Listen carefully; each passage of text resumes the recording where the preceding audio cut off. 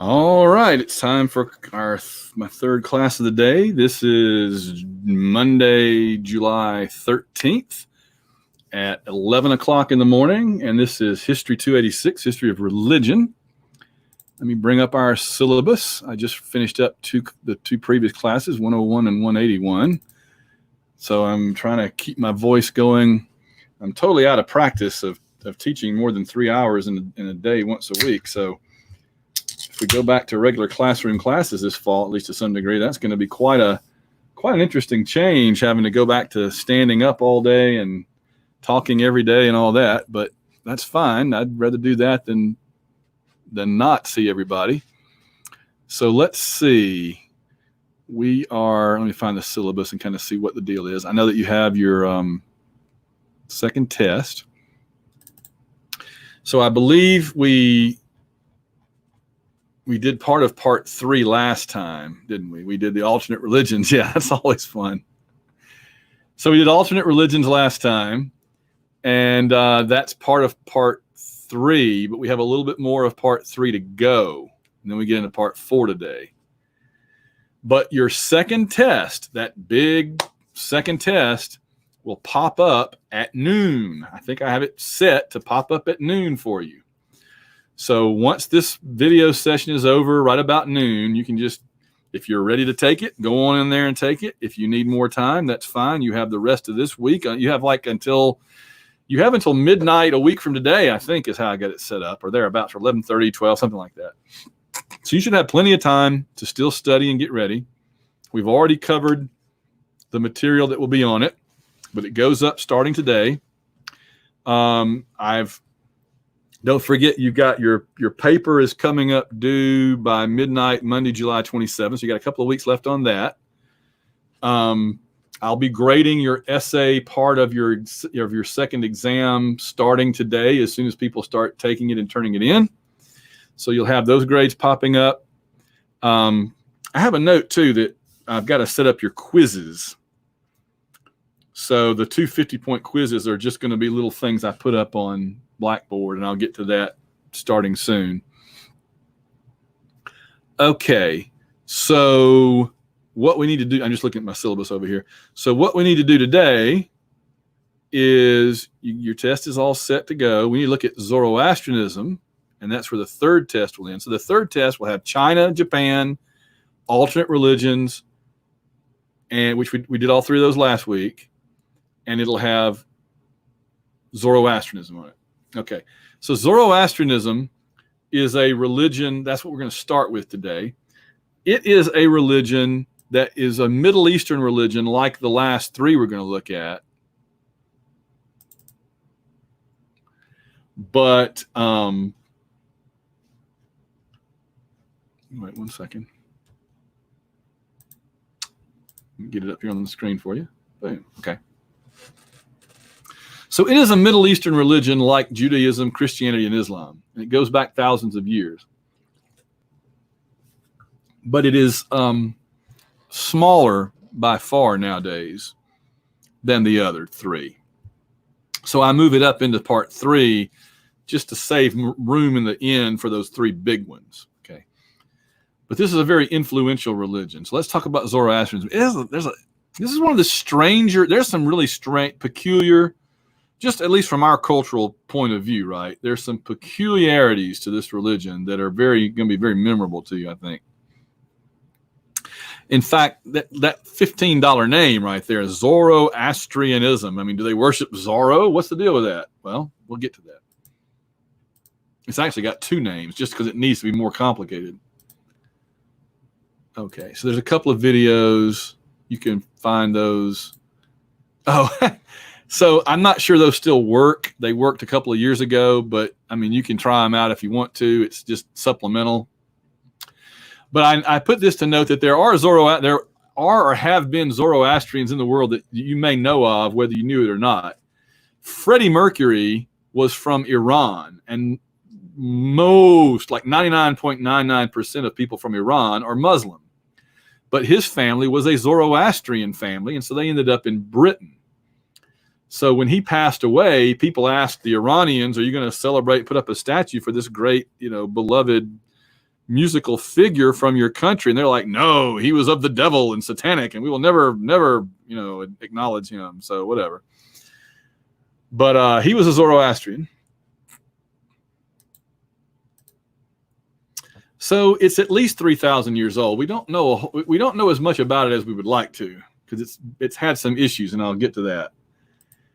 There are only about 250,000 adherents today, but its significance lies in what it contributed to world religion and world culture, and that is that mainly that it contributed in a big way to the big three religions we still have to look at. Right? These are the three we still have to look at that we're going to spend the next few weeks on, and it contributed to them. It contributed in important concepts. It was the religion of the ancient Persian Empire. But sometimes when one empire gets conquered by another, the winning religion wins out and survives. And sometimes it's the other religion. And so, for example, when the pagan barbarians overran the Roman Empire in Europe, it was Christianity that kind of conquered them back. But here it was when the Persian Empire fell to the Muslims, it was Islam that prevailed, and the Persian Empire and Zoroastrianism kind of went away. This is where the name comes from. The founder, the prophet, is called Zoroaster or Zarathustra. So it could be Zoroastrianism or I guess Zarathustrianism, but I've never heard it called that. It's Zoroastrian. And I have the little picture from 2001: A Space Odyssey because the famous theme music at the beginning of 2001, dum, dum, dum, dum, boom, boom, boom. That the name of that piece of music is "Thus Spoke Zarathustra," Also sprach Zarathustra. So I always think of, when I think of Zarathustra, I think of open the pod bay door, Hal. I'm sorry, Dave, I can't do that. The hymns of Zoroastrianism are called the Gathas. They recognized one supreme Lord God, and his name was Ahura Mazda. That's an interesting name. But it was one of the first religions ever to have one God, one supreme God, which literally means wise Lord. That's their symbol, by the way. Is a really complicated figure of like a Babylonian-looking guy playing a ring toss game while having wings and a roll. I don't know what that is. Yeah, so Ahura Mazda is the creator of the world. He is light himself. All others are false gods. So this is in some ways, the first monotheistic religion. Judaism was around back then, but as we're going to see, Judaism still had some kind of polytheistic concepts going on at this time. It was really Moses at one point that says there's just the one God we're going to pay attention to and ignore the rest. So Zoroastrianism is considered a dualistic religion, meaning that there are two supreme forces, the good side of the force and the dark side of the force kind of thing, contending with each other for control. They're fighting over humanity and the universe and everything else. And so there's good and evil, and each is an aspect of God. So in other words, like with Christianity, like with Judaism, like with Islam, God himself encompasses both good and evil, everything in the universe, all that. But there is a devil figure. His name is Angramenu, which I love because he's mainly angry. And I think he's mainly angry because of that underbite. He's like, I am angry, mainly angry. I do not like this. So Angramenu is kind of he's also called Shaitan or Satan. And so some would argue this is where the idea of Satan, the devil, comes from. Because again, Satan doesn't get a lot of play in the Old Testament. He pops up a bit, but he's not the dude with horns and a pitchfork running around the lake of fire that we think of today until later on in the Bible. Well, he's in the Garden of Eden. No, that's a serpent. Oh, but that's the devil. Well, we assume, but it doesn't say. If you go back and look at Genesis, it doesn't say Lucifer came down to the Garden of Eden and took the form of a snake like Dracula becomes a bat. No, it doesn't say that. We just kind of make a lot of assumptions about this stuff in the Bible. So mainly angry little devil. So there's the dark side. Humans, this is interesting. There's no original sin or anything like that. Humans are born into a blank slate condition, pure and sinless. And the choice of being good or evil depends on, I guess, if you like Darth Vader cookies or not. But it's up to each person. So each person gets their own shot, his or her own shot, at choosing good or evil. So we are free, but once we make a free choice, we are held accountable for our choices. If we choose the bad side, then you pay the price. And I've never understood that. I've never understood. I mean, who's going to look at these things and say, well, good ultimately wins, the devil's defeated. I'm going to choose the devil's side. Who says that? I just don't understand it. Even people that are on the bad side of life think they're on the good side. There's not many of them running around going, I'm evil. Whoa. No, every villain thinks he's the hero of his own story, right? So I don't understand. But anyway, ethical conduct is encouraged. We're told possibly more than any other religion. In fact, there's this kind of neat thing where young Zoroastrian children are taught to tie this long string, wind it around their waist and tie it every morning. And what it does is remind you to kind of think of your body as an upper part and a lower part of your body.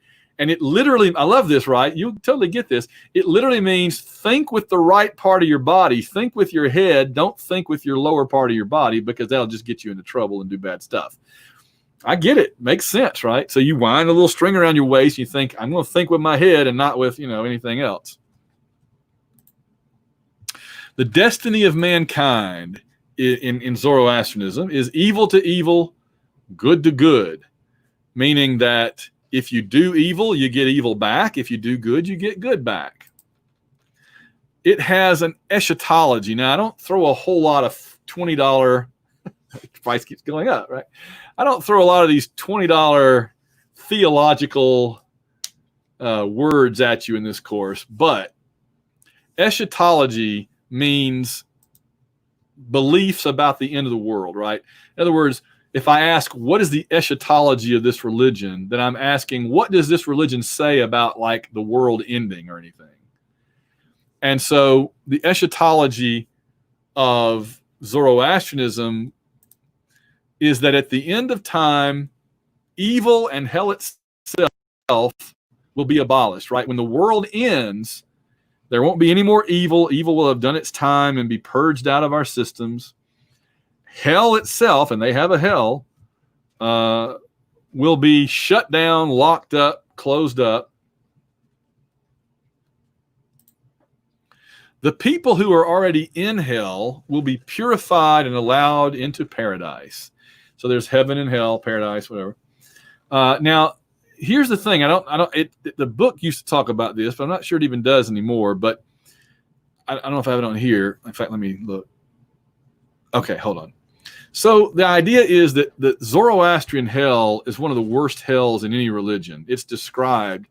And the way that we know about it, allegedly, right, is that there was a prophet. There was another prophet, not Zoroaster. There's another guy. So you may be familiar with the book of Revelations in the Bible. The last book of the New Testament is the Apocalypse of John. The revelation of the Apocalypse to John. Okay, we don't know what John that is, by the way. It's probably not the same John that has the other books. But anyway, so he knows about the apocalypse, the end of the world, because he was given that revelation by God. Well, in Zoroastrianism, a guy kind of like John was taken down into hell and given a tour so that he could come back and describe for human beings what it was like so that they would know to not be evil, because they don't want any part of this. So hell is described in horrifying ways. I mean, of course, right? It's hell. But there's things like, people are being skinned alive and being forced to eat babies and just all the most gross, disgusting things you can imagine. That's Zoroastrian hell. When you are judged by God, Ahura Mazda, and sent to hell, this is an interesting thing about it, though. You're sent there for 9,000 years. Everybody's term of punishment is 9,000 years. Now, of course, in Judaism, Islam, Christianity, as far as I know, It's forever, right? If you go to hell in the big three religions, you're there forever. There's even a sign over hell, allegedly, right, that says, "Abandon hope, all ye who enter here." Meaning, once you go to hell, the doors close and you are there for the duration, which is forever. And we are told that the worst thing about hell is not some little dude running around poking you with a pitchfork or whatever, torturing you. The worst thing about hell is that you are separated from God, and you are separated forever from God. You have no hope of ever being back in the presence of God. We are to understand that the presence of God is like a warm fire, a light, and we are like moths that are drawn to it for sustenance. And if you go to hell, you're basically locked off and walled off from that forever. So I always ask my students the question, would you rather, you don't want to go to hell, but if you had to go to hell, would you rather go to like the Christian hell where maybe it's not like pure torture 24 hours a day forever, but it is forever. There's no hope. Or would you rather go to the Zoroastrian hell where they like do horrible, abominable, torturing things to you for day and night, but after 9,000 years, you get paroled and they let you go? And I've always said, the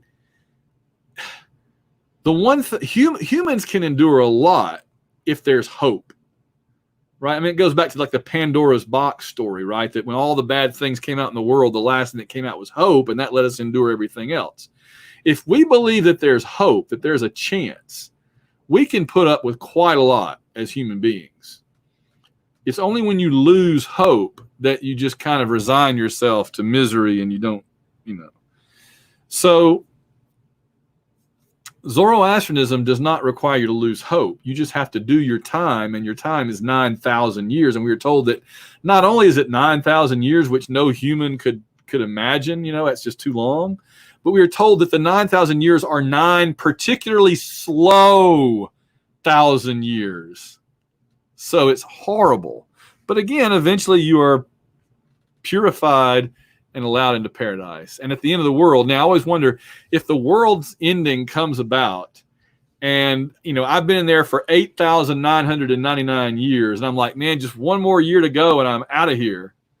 And they bring this dude in and say, oh, he was a mass murderer, he did all these horrible things, we're going to chain him up to the wall next to you. And then 5 minutes they're like, oh, the world ended, everybody's free. I'd be like, dude, no. I would tackle that dude. I'd be sent back to hell for 9,000 more years, but so would he. He is not getting out after 5 minutes after I spent 8,999 years. All right. Now, they say that when you die, the soul remains in the body for 3 days, which that 3-day thing certainly is familiar in Middle Eastern religion. Then it goes to judgment based on your deeds in life. And you either go to paradise or hell. Oh, and the way you get there is awesome. We are told that you are judged, and then you're sent forward. And in the distance, you can see the gates of heaven there, paradise. And you can go to paradise. But to get to the gates of heaven, and they don't tell you how you're judged. They don't tell you the outcome. You have to walk on a little narrow bridge, like walking the plank, over this crevasse.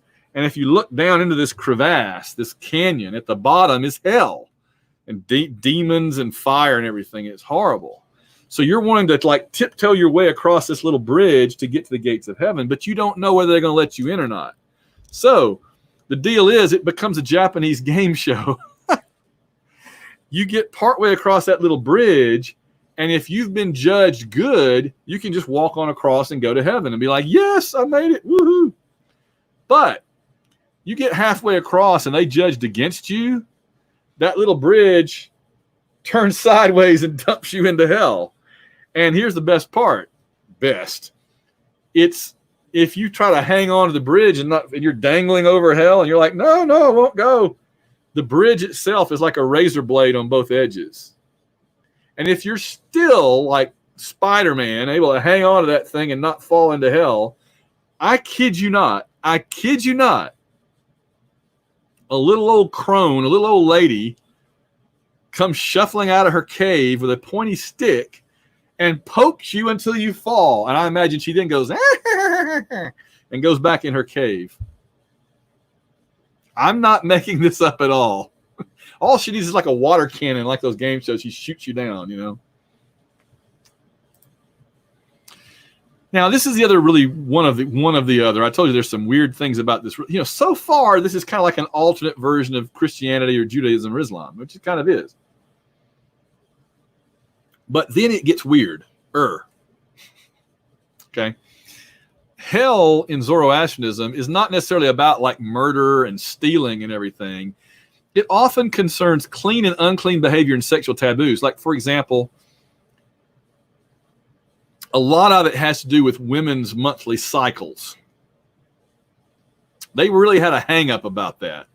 So like if you have sex during the wrong time, you might be sent to hell for that for 9,000 years.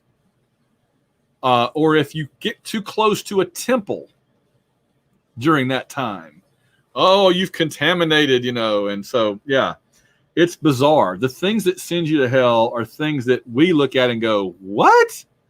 I know. I've had to talk about this for 15 years now. I get it. It's weird, but it's just.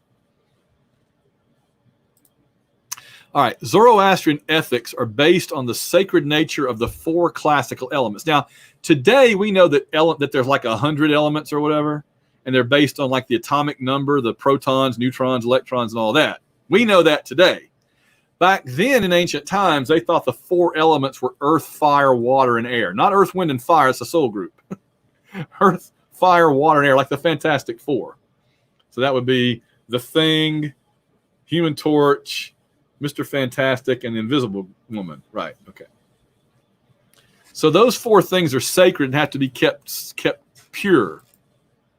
So evil is whatever pollutes them. So like if you pollute the air, the water, the fire, you're committing sin.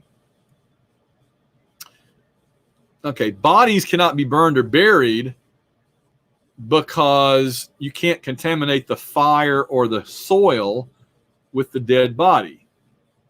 Well, that doesn't leave you a lot of options. So in the old days, in Zoroastrian, Persian Empire, they would leave the bodies in an open area for birds and animals. I kid you not, my God. They even have like pyramids and put the body up on the top so the smell can go away like a smokestack and not be down here.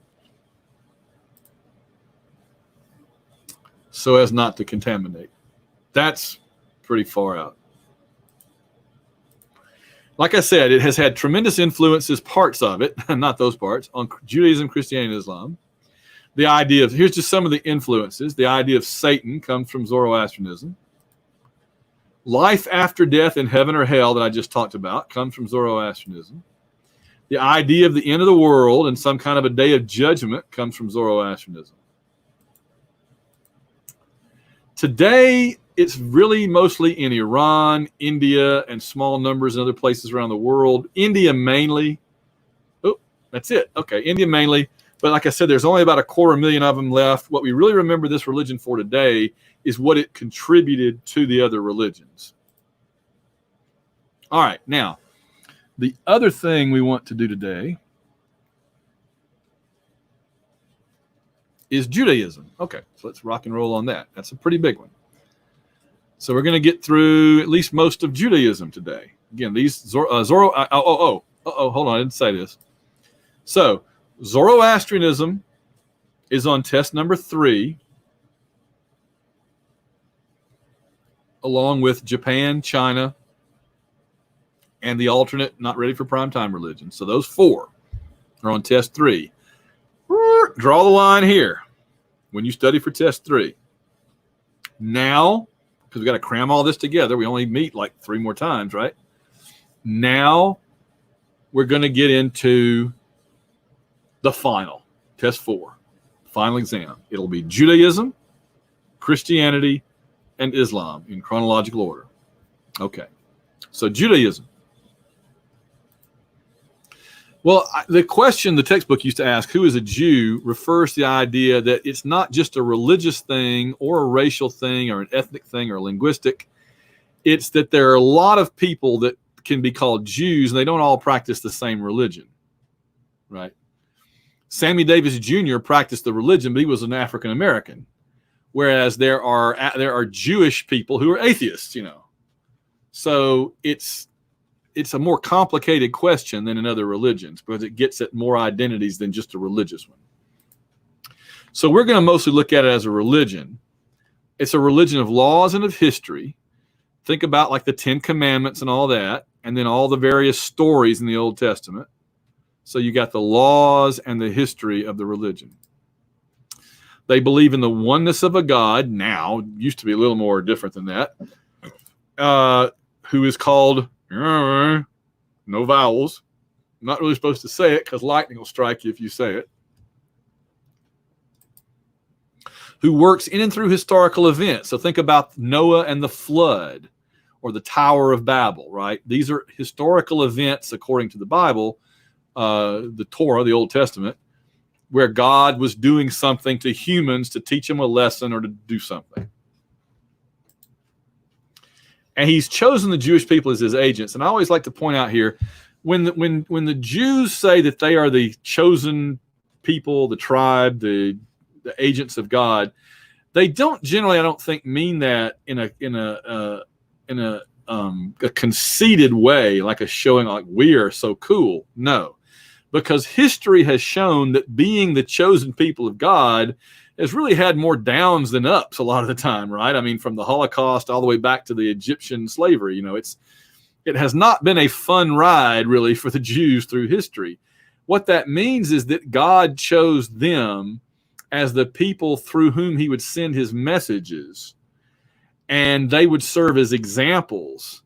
So it's not always easy or fun to be serving as an example to everybody else, is it? You don't want to be the example, made the example of. So I always say when the Jews say they're the chosen people, they don't mean like, look at me, I'm chosen. They mean we've been chosen to have an example made of us. And that's not nearly as, exciting sounding of a thing. So don't take it that way. The patriarchs means like the founding fathers, the fathers. So after the biblical disasters, the flood and the Tower of Babel, even being kicked out of the Garden of Eden, after that, God chose to communicate with only one nation, the descendants of Abraham, right? The Abraham, who came out of Iraq, I believe, and ended up in the Promised Land in Judea, Israel, Judah, Palestine, whatever you want to call it. The Levant, the Holy Land. It's got a bajillion names. So the early practices of Judaism included burning animal sacrifices. We know about that. Some basic animistic stuff. We talked about that already. This is very early. They've had circumcision for a long time. It's a cleanliness thing, but also becomes a religion thing.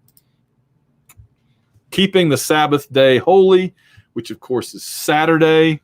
Christians would move it to Sunday because the Romans didn't have Saturday available.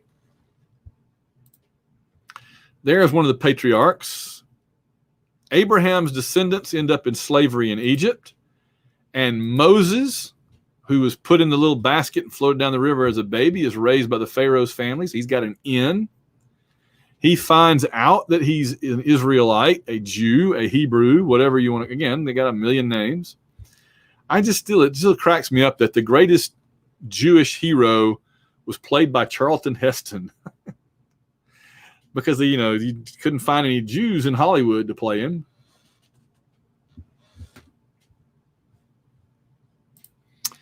And so he is sent into exile, and he returns to Egypt at God's command after he is spoken to by the burning bush, who tells him, get your butt back to Egypt and get your people free. So he says, oh, Pharaoh of all Egypt, let my people go. And there's, Yul Brynner as Ramses. Yul Brynner scared me to death when I was a kid. He was so mean looking. God sends, of course, 10 famous, infamous plagues to convince the Egyptians to let my people go. And on the 10th one, you get Passover, because the 10th plague was the angel of death literally coming down from heaven and killing people, killing the firstborn of every household, unless they had the lamb's blood painted over their door, which was what the Jews were doing. And so the angel of death passed over them and went on to the next house. And so you get Passover. And so Ramses lets them go. They escape from Egypt. There's the burning bush talking to Moses. And this is, Google image tells me this is the plagues of Egypt. I see a pyramid and I see plagues, so it sounds good. And so when Moses leads them out, he parts the Red Sea to get out. Now I always point out that all this was still land back then. This is where they cut the Suez Canal in the 1800s. So I don't know why they didn't just walk across there. He crossed the Red Sea for some reason down here, but whatever. They get out of Egypt and they head toward the promised land here. This is the Sinai Peninsula, so Mount Sinai is in there. So God, when Moses goes up on top of Mount Sinai, God gives him the 10 Commandments. It becomes a religion of law. They stress obedience and loyalty to the Jewish God. And, of course, decent behavior to one another. I always point out, when people today object to the 10 Commandments, right, being displayed in a public courtroom or something like that, generally they're not objecting to like 6 through 10. You know, people aren't going around saying, thou shalt not kill. Oh, I don't want that up. No. What they're generally objecting to is 1 through 5, which says, the Lord thy God is a jealous God. You shall have no other gods before me. That, by the way, does show how the religion was still somewhat polytheistic at this point, because it always used to strike me as odd. Why doesn't he say, the Lord thy God is the only God there is. If you believe in any other God, you're just stupid because I'm the only one. So you're believing in things that don't exist, right? Say something like that eloquently.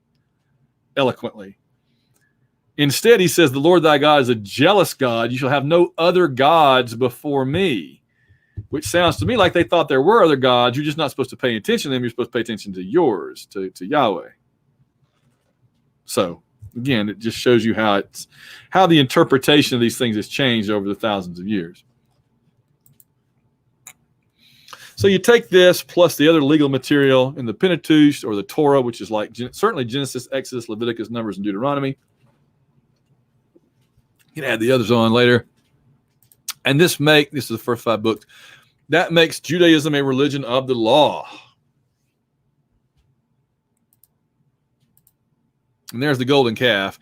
And see, that also answers the question I used to have when I was a kid. I'm like, why did the Jews immediately make a golden calf to worship when the one God of Moses had gotten them away from Egypt? But the thing is, it's not that they weren't paying attention to Yahweh at this point. It's that they still thought in polytheistic terms. So when it came time to like grow the crops or whatever, they made an idol of the crop growing God, or the pasture God or something. They weren't rejecting Moses as God so much as just thinking he was one of several they needed to pay attention to. And so that's why Moses is like, the 10 Commandments is like, you shall have no other God before me, really meaning you shall have no other God, period. I'm the only God there is. In other words, the first commandment is the Jewish God's statement that I am the only God there is. So that's why they were doing this. They weren't rejecting the God that had just saved them, which is how it always comes across, so much as they were just saying, okay, we've thanked him, now we have to do this. They just didn't grasp it yet. All right, so they're wandering out in the desert here, and they don't have access to a temple or anything like that, and they're carrying the 10 Commandments with them. So they have a box called the Ark of the Covenant, a box that contained those sacred relics, things like the 10 Commandment tablets and probably a few other things. Because an ark is not a ship. An ark is a container.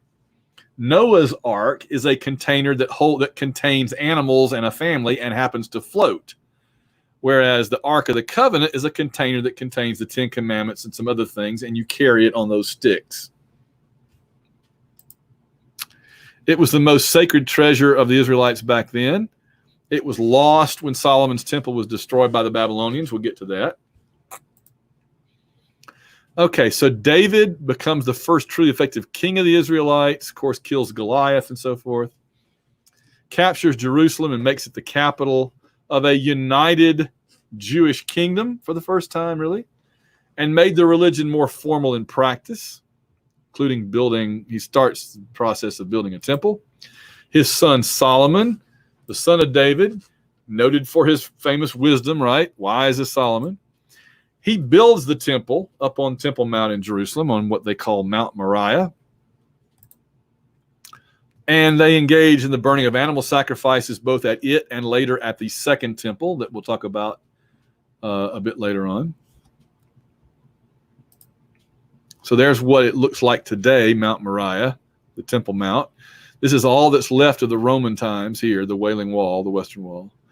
But in place of Solomon's temple or the second temple, you have the Al-Aqsa Mosque and the Dome of the Rock.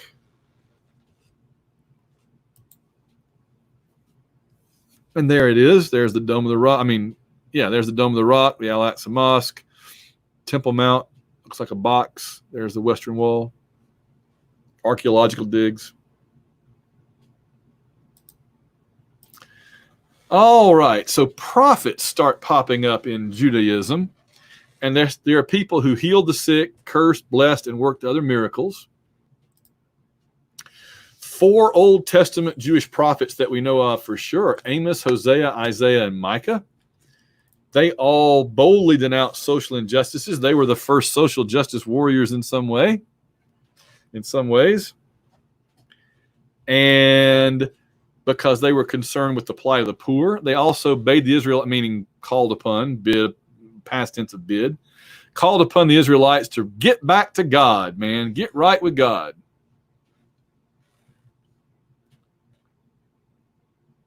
Which they had a problem doing, apparently, because they kept going and making idols and stuff. They wrote all this in beautiful poetic language, and it ends up written into the Bible, in the Old Testament.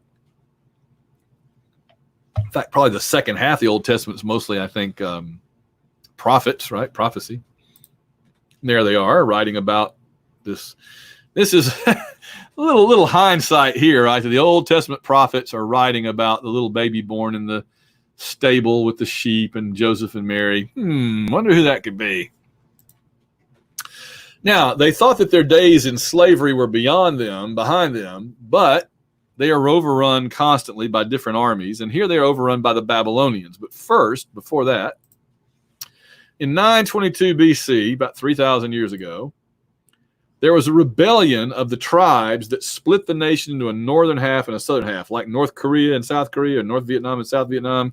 You get a northern and southern half of the Jewish kingdom.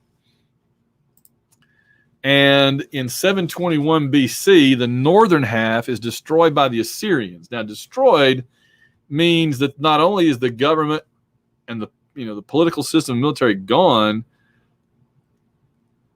but the people themselves vanished. Don't know what happened to them. Did they intermarry and just kind of blend away, or did they were they all killed? We just don't know. But for whatever reason, the Assyrians came through and they vanished. And they are called the Lost Tribes of Israel, which, by the way, touches on Battlestar Galactica a little bit, because Glenn Larson, that created that show, was a Mormon and was fascinated with the idea of the Lost Tribes. The southern half hung around until 586, when it was conquered by the Babylonians. This would be Nebuchadnezzar's crowd out of what is today Iraq. Famously had the Hanging Gardens of Babylon. And they were taken off to be slaves in Babylon, but they maintained their identity as Jews. And that's what's important. That's the big change, is while the northern tribes disappeared, the southern tribes continued to practice Judaism and to remember who they were. They were led by Ezekiel, a prophet priest. There he is hanging out with some cherubs. He worked out a lot. Ezekiel was the one that told the Jewish people, don't panic. They had been freaking out because they're like, look, we don't have the Ark of the Covenant anymore. In fact, the Ark of the Covenant's lost during this time. It's never been found again except in Raiders of the Lost Ark. But that was fiction. But they were told, let me blow my nose for a second, that they were concerned that because they had built a temple and didn't have the Ark anymore, God was in Jerusalem and they were forgotten away in Babylon. Oh, wrong button. And so he says to them, no, it's okay. God isn't just in Jerusalem. He is mobile. So they're starting to develop this idea that God isn't just in a static location.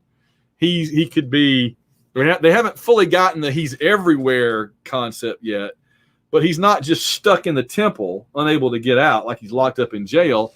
He can be mobile. He can go where they are.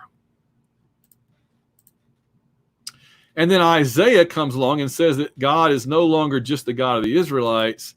He is the one true God for all the people of the world. So this is a really important section here because this is where Judaism evolves from being in some ways almost a polytheistic religion, and Moses is wrestling with them to worship the right God, to now Judaism is a monotheistic religion. There's just one God. He can go places, and he's everybody's God, not just the Jewish God. So the mission of the Jews, therefore, is to spread that message to everybody else. So Persia defeats Babylon and lets the Jews go free. Many of them go back to Jerusalem. Ezra takes up the job. He's a priest. He takes up the job of canonizing books as the Word of God. Now, what that means is when you canonize something, you make it official. So like Harry Potter and the Sorcerer's Stone is canon. Harry Potter and the Prisoner of Azkaban is canon. But Harry Potter robs a liquor store is not canon, right? So you have to decide what's official and what's not. And you, by this point, there were so many books of the Old Testament floating around, people needed to know which ones to believe and which ones were fake.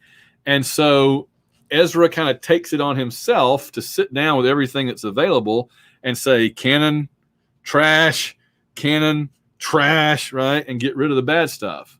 So Christians and Jews alike have to trust that Ezra knew what he was doing when he threw away a whole bunch of Bible books and decided to just keep a few. So this means that God no longer spoke through the prophets, but through his book, right? You don't wait for somebody to show up and say, I got new news from the prophet now. I'm a prophet. You now go read the book.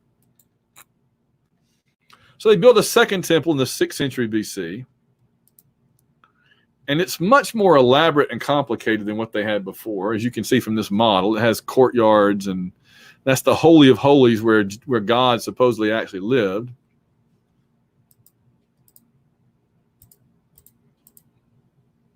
Hold on. Click the wrong button. Oops.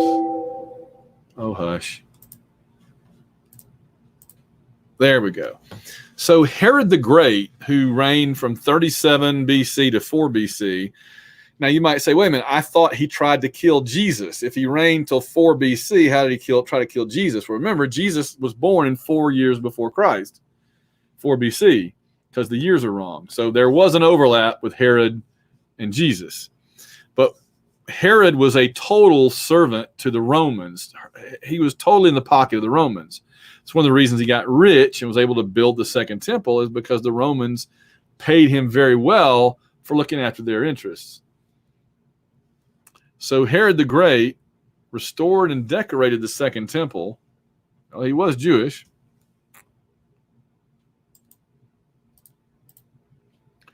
And he made it far more elaborate than before. So he really decks out the second temple in gold and jewels and everything, which I'm sure God was not totally thrilled about.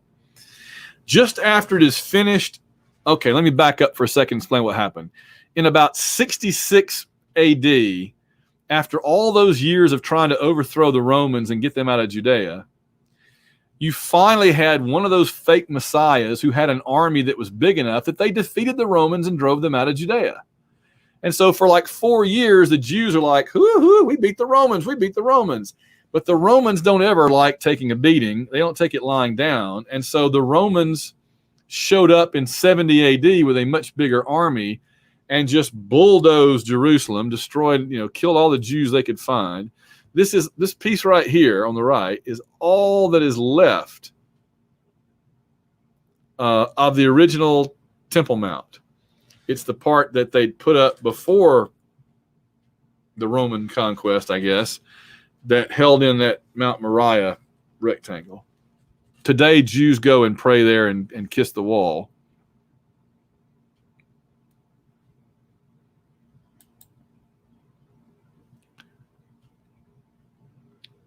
I feel like I've talked about Masada about 6 times this semester, but I don't think I talked about it to you. So,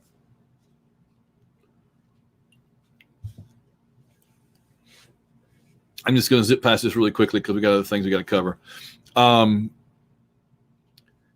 About 1,000 of the anti-Roman Jews, who were called zealots, fled to Masada, which had been Herod's fortress out in the desert. The Romans didn't want them to get away, so the Romans chased them, built a ramp, and before the Romans could get in to kill them or capture them, they killed themselves.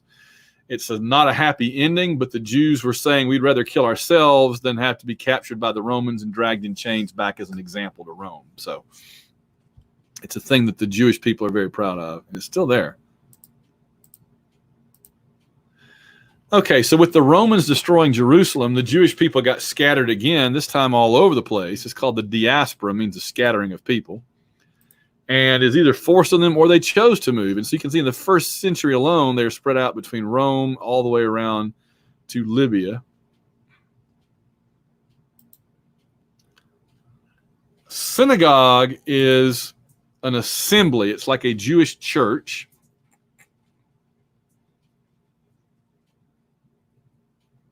That's interesting. And it can exist wherever there's a copy of the Torah, the scripture. So, why my computer keeps making that noise? I bet the mail is open and it's pulling in mail. Let me turn that off so it'll stop interrupting us.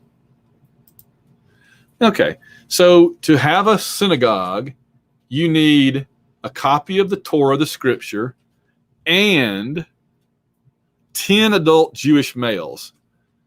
So the old story, I had a student in a class a couple of years ago that was from Israel. He had become a U.S. citizen and was in the Air Force, but back then he'd grown up in Israel. He said what will happen is if a grown-up man is walking down the street on Saturday, he has to watch out. He'll get shanghaied. There'll be like 9 men waiting to have synagogue so they can go home, and like 10th man doesn't show up.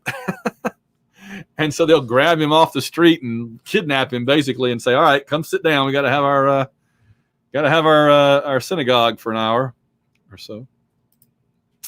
And of course, it's led by the rabbi who studies the scripture and teaches the community, often a lay figure. In other words, not, going off to divinity school or whatever. The Talmud is a book that goes along with the Old Testament. It's a repository of Jewish legal material, sermons, history, and folklore. So you could be a Talmudic scholar and study the supplemental stuff. And it's newer than the New Testament, but older than the Quran. Now, the Messiah is a figure, of course, we'll be looking at in Christianity too.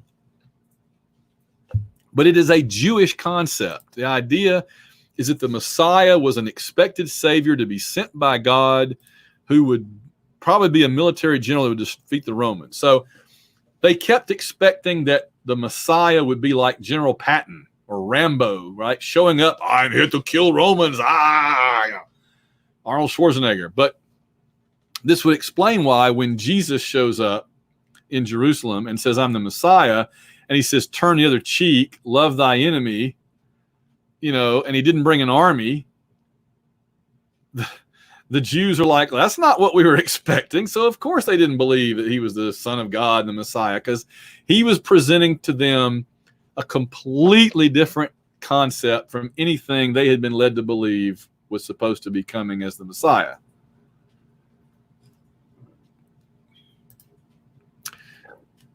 The Messiah was also supposed to become king in Jerusalem. This is why Herod was so threatened by this figure. because if he was going to be the king in Jerusalem, that meant he would have to go through Herod to be the king, right? He'd have to overthrow Herod to be the new king. Now, again, Jesus's message was more like king, of the heavenly kingdom. But that wasn't how the Jews understood it, and certainly that wasn't how Herod understood it. Y'all give me just 1 second. I got like a leak or something.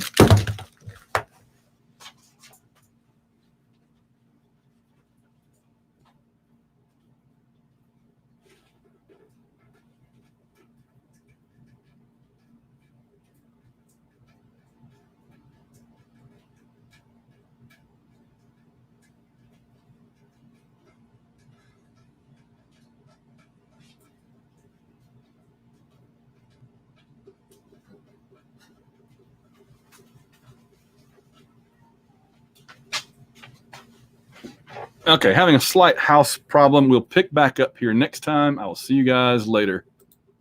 Test will be up at noon.